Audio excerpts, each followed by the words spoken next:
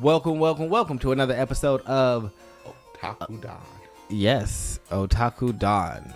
I am the host with the most, aka Sleepy Melbourne, in the building. If you can hear, I'm a little congested today. These allergies are kicking my ass. But Just Charles is in the building. And we are all about this RE-BOOGIE Chapter 260, the decisive battle. The uninhabited demon-infested Shinjuku. Really need to work on this naming. Itadori and Toto versus Sukuna. What's become of Toto's left arm? The vibra slap. A percussion instrument striking the ball causes the metal teeth within the wooden box to oscillate wildly, producing a characteristic sound. So it's basically, like those party hand clappy toys? Yeah, it's basically that. So Toto has basically put a binding bow on his ability to tie it to that vibra slap. And he's also, I do believe, limited the amount of times he can swap inside of a minute with that. But he's also allowed to do simultaneous swaps now. Yes, and multi-swaps. Yep. So that is how it is. And that's the thing I love about Toto and Yuji. They basically get back together and start jumping somebody like they never stop jumping people. Immediately give Sukuna a foot and a fist. Foot to the face, fist to the ribs, and Sukuna is not happy. Well, he's happy a little bit. He has like this ever-present smirk on his face, like.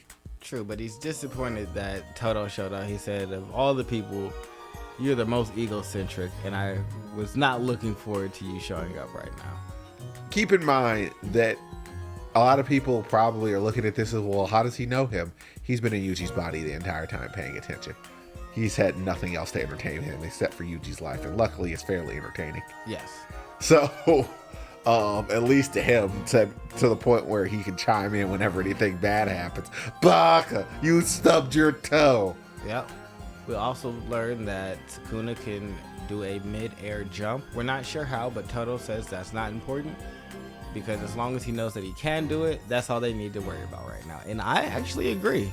Most people were like, oh, how can he do that? Why does that matter? Just account for the fact that it can happen. Let's be for real. I'm going to be straight up. This man is probably strong enough to the point where he can move his feet fast enough to increase the surface tension on the air and just use it to push him along. Also, these people have superpowers. At what point do you just allow your suspension of disbelief to just carry you through some things? Yeah, and the characters do as well. He said, you know what? It don't matter how it happened. It happened. He did for real. And I need to account for that. For all we know, that's just a curse technique that Sukuna has inside the black box. But Sukuna gets kicked in the face. Well, no. Yuji throws 2 rocks towards him. Charged with curse energy. And he gets transported with one of them to deliver a missile kick. Drop kick. It's so beautiful. Nice drop kick to the chest. Sukuna grabs him by the face, but that doesn't matter because Toto is there to swap him out. I mean, it's the most hilarious thing because now Yuji can fight with full recklessness, never really worrying about the fact that he's going to be trapped in any type of bad situation because Toto is there. And Sukuna thinks that he actually understands some of what Toto is doing, but he doesn't, because he thinks that Toto is going for a feint and summoning a crow, and he didn't summon a crow. And Yuji is right there waiting with another black flash, number 10. In the same fight. On the body. Yep, and it's really looking like these are starting to take their toll. He spits up some blood. It's more so the utter look, like if you scroll up one more, there's a look of a legitimate surprise on this man. This is the first time in this entire fight he's just like, what is going on? Well, see, for me right here, this looks like sadness. He looks all like his eyes are droopy, his mouth is turned down. He looks sad. He looks like, again? You hit me with it again? This is not supposed to be hit happening. With the over rotation and the twist, tries to open up the malevolent shrine, and then Gojo. Is he seeing ghosts? Then Yuji hit him harder than he possibly could have ever. Or is my favorite option, Gojo back? I don't think Gojo's back. I hope so. Oh, well, I mean, the funny thing, we don't need him here. I like it. We don't need Gojo. Like I love Gojo as much as everybody else does.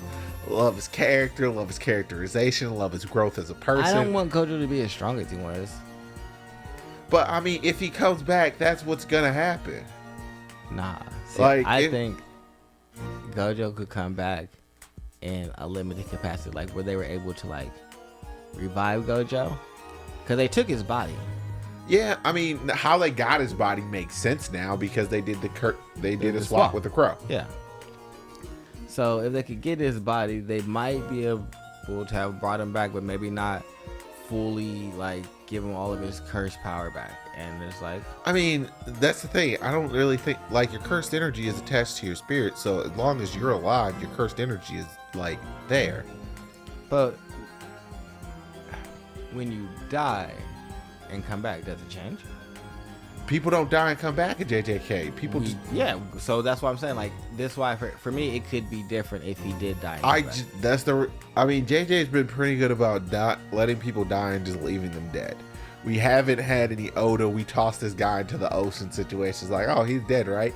Washes up. Well, see, I don't think that he was never dead. I think that he died and got brought back to life. I'm much more okay with that than the dude was flying in the sky, got blown up by a nuke, and then months later he's actually fine. He was just laid up in somebody's house for a while. What? That doesn't make any sense. What are you talking about? In Arabasta, where the Hawk dude took Crocodile's bomb, flew all the way up into the sky. It blew up, and then he was alive. He just popped up, laid up somewhere. Yeah, Oda really don't like killing people. So like my thing is like, if it was like that, then I'd be like, I don't understand. If he was just like randomly somewhere on the island chilling, healed again, I'd be like, what are we doing? But if you guys have the best reverse curse technique user here. So there's all the things are in a line, and you have probably the strongest curse technique users that y'all have to offer at this moment. Oh no, all the strongest people who are available are not at Toto's there. It's like all the strongest people except for Black Hole Woman is there, and she's probably there lurking somewhere too. So it's like you guys might have figured out a way to bring him back. So I'm comfortable with that. Now if it was just Aspool and he was just like, no, I healed myself, I'd be like, come on now. You got cut in half, Brody. There's no healing yourself. People could have stitched you up, but you healed yourself. So what did you do? Did you just summon the lower half of you back together? Same thing I did to keep myself alive after when I got shot in the head. Well, he should. If he had to cut my head off, he would have been fine. He would have won. He said the fact that you didn't cut my head off is why you lost. So my thing is, no, you can't be cut in half and then you still would come back. That'd be crazy. I mean, his head isn't cut off. I mean, he could have still thought. Like people That's have survived. true. People That's have true. survived being disemboweled and things of that nature before. It's the blood loss and the physical trauma that gets him. Like, I don't know if he has the ability to, like, you know how his domain expansion is basically forcing people to experience all the things that he experienced inside a condensed space. I don't know if he can actually undo that and, like, set it up so that means he don't, like, stretch out the experience. That means he doesn't experience all that sensory input at the same time, so he just die of shock instantaneously. But I'm pretty sure in order to use reverse cursed energy, I think you need cursed energy to begin with. Yeah, and he might have been out of it. But so I don't know. No break next week, so I'm excited because we will see what the answer is. But he is hanging on to the eye thing, and it has been baited upon that Yuta could actually have the 6 eyes now. But people have been debating about that. Would be dope if Yuta popped up with the 6 eyes. I'd be fine with that. But I don't think I have anything else. No, not particularly. Looking forward to seeing what this is.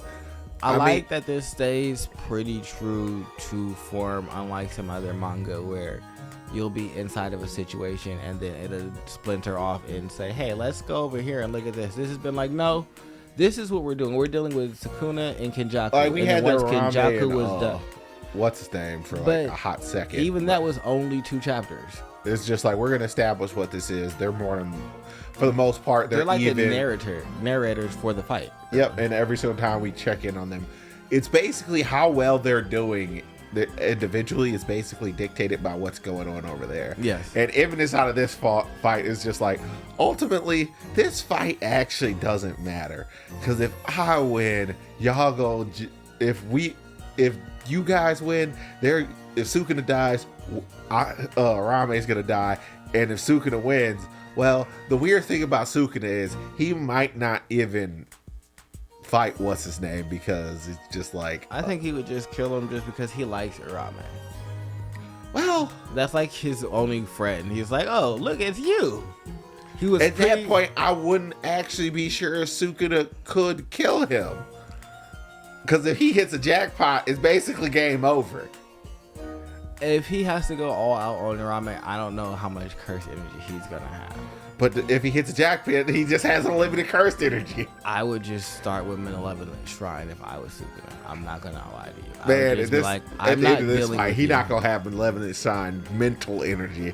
He's just gonna be like, I am tired. We hope. Like, that's like beating up a bajillion cockroaches. And you know what? I still didn't kill all of them.